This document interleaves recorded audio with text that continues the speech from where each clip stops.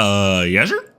What's up, guys? Welcome back to another video. Today, we are going to be talking about 5 things pro skaters are doing that beginners aren't. Now, I do know a lot of times when I'm skating or just chilling, I tend to think a lot about what makes pro skaters really good.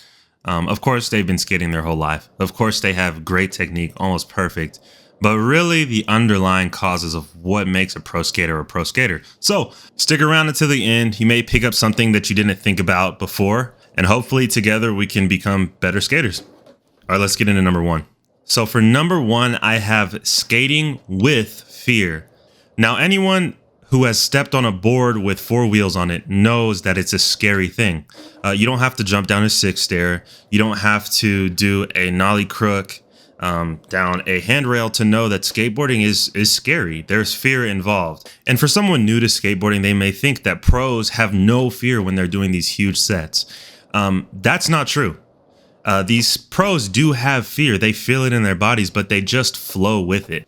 And this is really what I love about skateboarding that I don't see a lot of skate YouTubers clue in on, is there's so many tiny nuggets that you can pick up from an Instagram post or a video that's not the skateboarding, that's not the tricks or the way they're being done, but almost the mindset. So here's an example from Nigel Houston when he was 9 years old, getting ready to skate Hollywood High.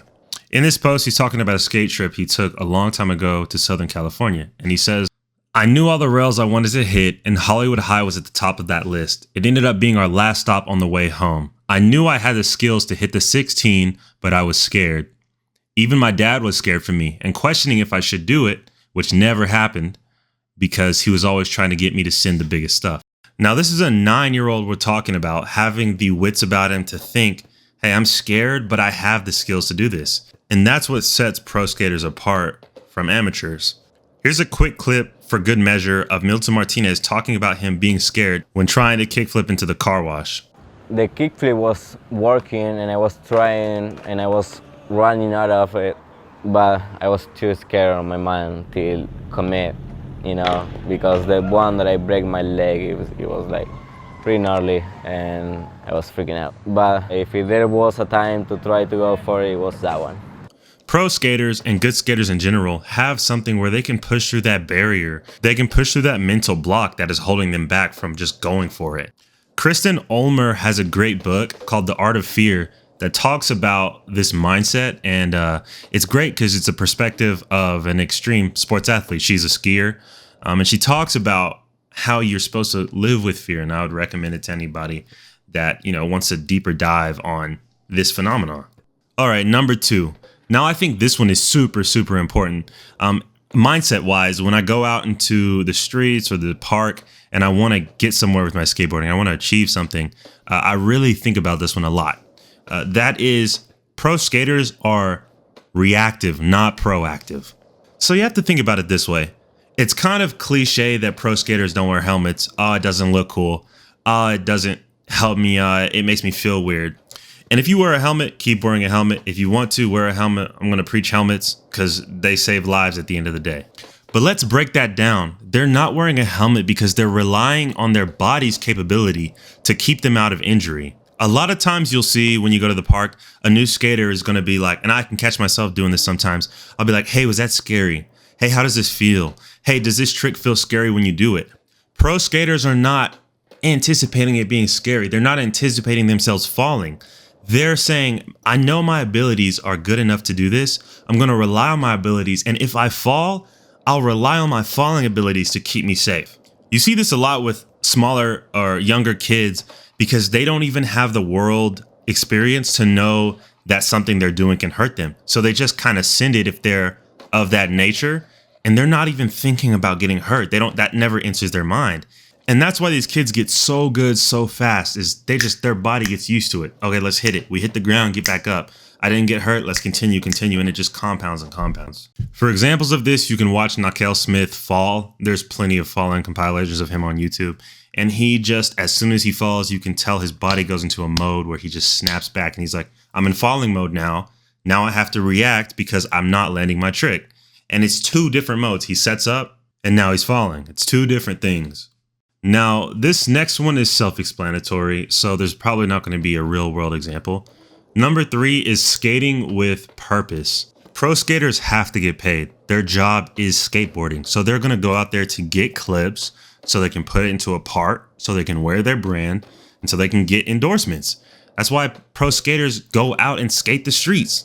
But if there's a way that you can find to put that drive in you, maybe bring a camera with you and try to get clips every time you go out and skate, or try to get a new trick on video every time you go out and skate, that can put that kind of fire behind you to push for a reason, to make yourself do something uncomfortable for a reason, and it can emulate these skateboarders going out and doing it for money. I've noticed with myself, when I try to get things on video, I tend to push myself a little bit further than if I was just doing it without trying it for a video. And so doing this regularly can create a habit to where your body starts getting used to pushing itself. And these small things can build up to over time make you a great skater. You'll notice a lot in skate interviews, they'll talk about getting enders, and they have this huge push, this feeling to get an ender. I need a good clip for the end of this video. And they have this drive, and so they'll go out there and search for that. And that's what we want to emulate when we're trying to get better. So number 4, pro skaters are not worried about their gear, and not just because they get it for free. If you search new skater forums a lot online, you'll find people asking, hey, is this skateboard good? Is this brand good? I got this skateboard, do my wheels matter? This hardness of wheels. Now, can your skateboard setup help you comfortability wise? Yes. When you're used to that board, it feels better. Yes. But when you're just starting out, that gear does not matter that much. You're going to be rolling around trying to get comfortable.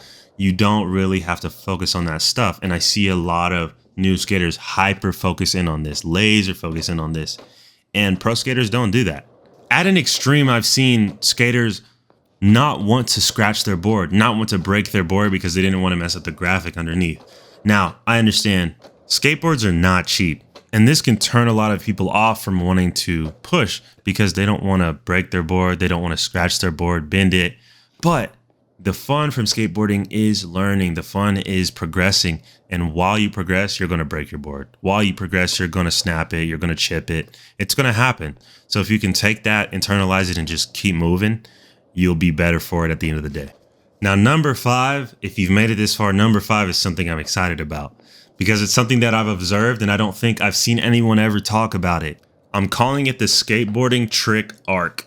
Every single trick you see a pro skater do, every single one follows a certain arc with their board and their body every single time.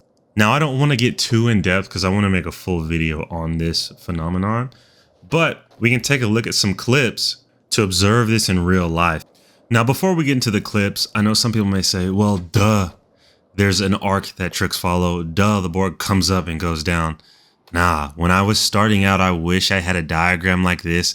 I wish that someone told me that every single trick, literally every single one, follows this arc. So I'll go ahead and put the diagram up now, and then we'll go ahead and look at some clips. I'm not going to be talking, and I want you to see if you can pick out and see if any of these clips do not follow this line.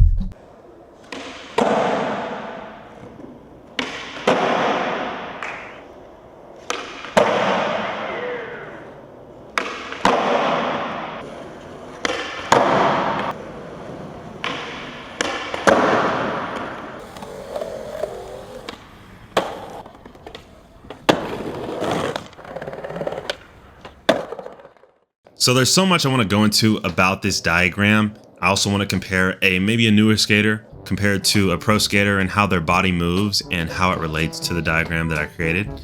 And there's just so much I want to talk about, but I'll leave that for another video. That's it for this one. Thank you for watching. I hope you got something or gained something that you can take and be better at skating with. And remember, it's gato time.